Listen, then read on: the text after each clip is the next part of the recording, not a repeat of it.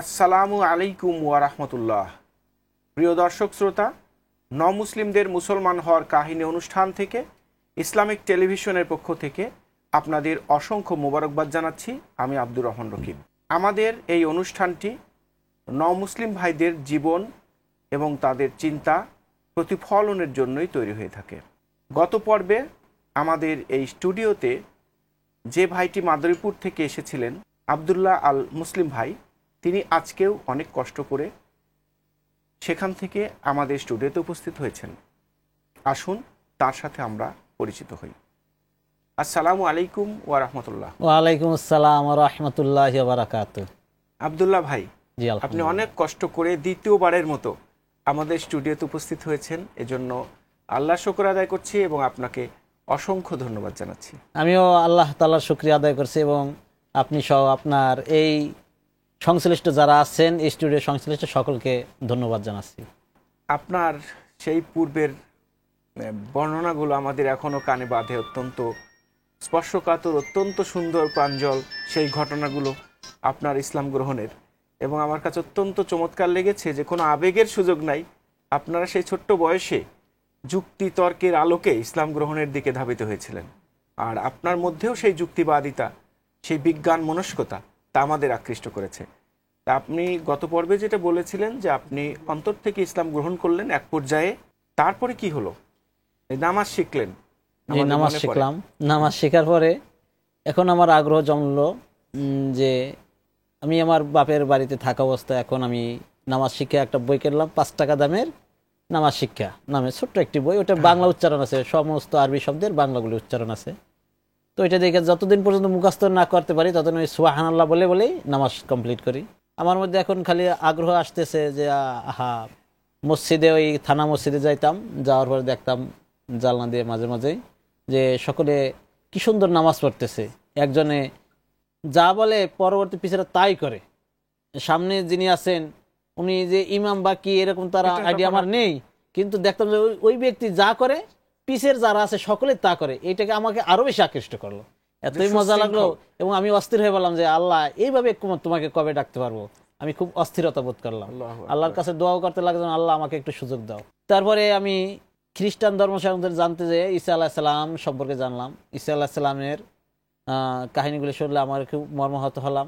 এরপরে ঈসা আলাইহিস সালামের যে শেষ বাণী ছিল এটি হিব্রু ভাষায় আমি লেখা পাইলাম, এলি এলি মেলা সাবাক্তানি। এর অর্থ হচ্ছে, এলাহি এলাহি তুমি কেন আমায় পরিত্যাগ করলে?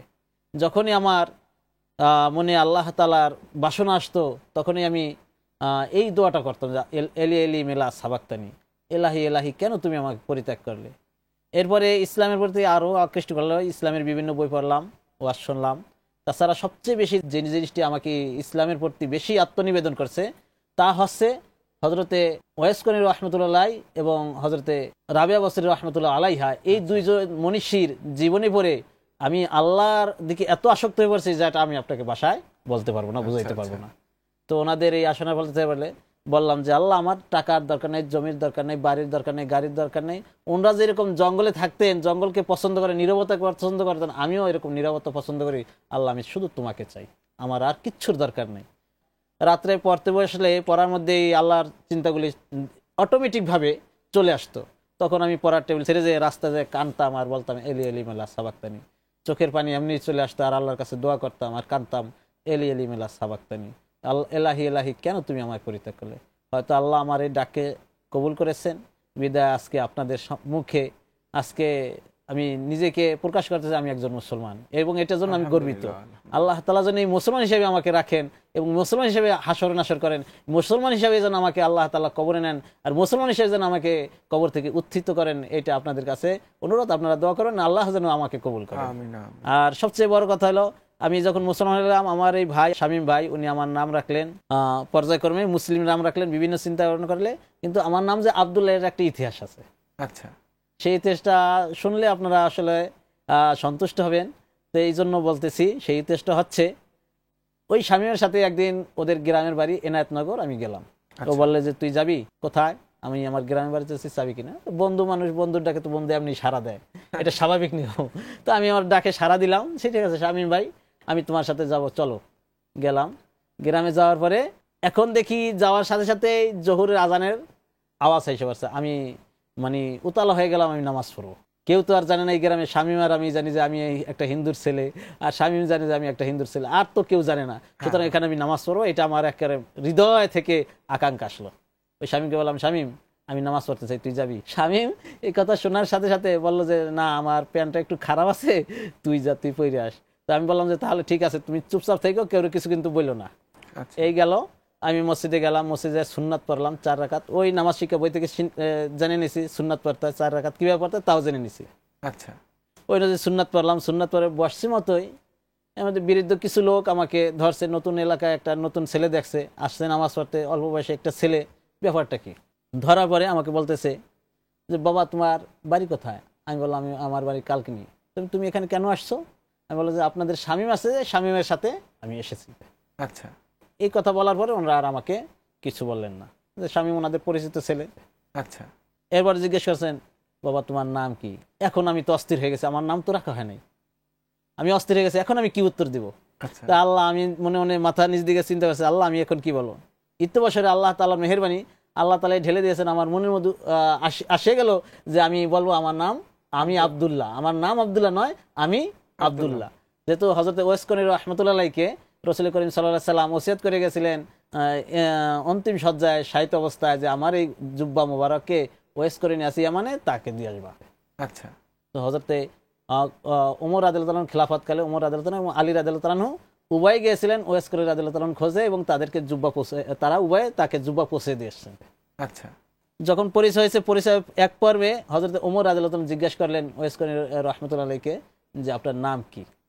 তো ওয়াইস করনী রাহমাতুল্লাহ ডাইরেক্ট নিজের নাম না বলে বললেন আমি আব্দুল্লাহ। আমি আব্দুল্লাহ মানে স্বাভাবিক, আমি আব্দুল্লাহ মানে আমি আল্লাহর বান্দা। তো আসলে বিশ্ব চরাচরে সে যেই হোক সকলেই আল্লাহর বান্দা, কেউ মানে কেউ মানে না। আসলে প্রকৃতকে আমরা সকলেই কিন্তু আল্লাহর বান্দা, আমরা আব্দুল্লাহ, আমরা সকলেই আল্লাহর বান্দা। তো বললে ওমর রাদিয়াল্লাহু তাআলা বললেন যে আব্দুল্লাহ তো আপনিও আব্দুল্লাহ, আমিও আব্দুল্লাহ, আমরা সবাই তো আব্দুল্লাহ, কিন্তু আপনার নামটা কি তা জানতে চেয়েছিলেন। আচ্ছা, তো উনি ওয়াইস করনী রাহমাতুল্লাহ বললেন আমার নাম ওয়াইস। আচ্ছা, তো ওমর রাদিয়াল্লাহু তাআলা বললেন যে আমি আপনার যেই কাঙ্ক্ষিত ব্যক্তিকে চাচ্ছি সেই ব্যক্তিকে আমরা পেয়েছি।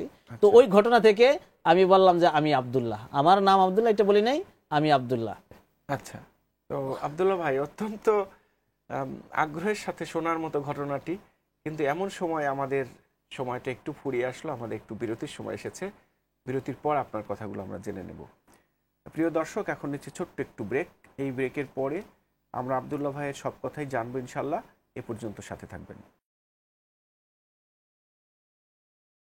পবিত্র কোরআন মাজিদ অর্থসহ বুঝে পড়ি। ইসলামিক টিভি, একটি সুন্দর পৃথিবীর জন্য।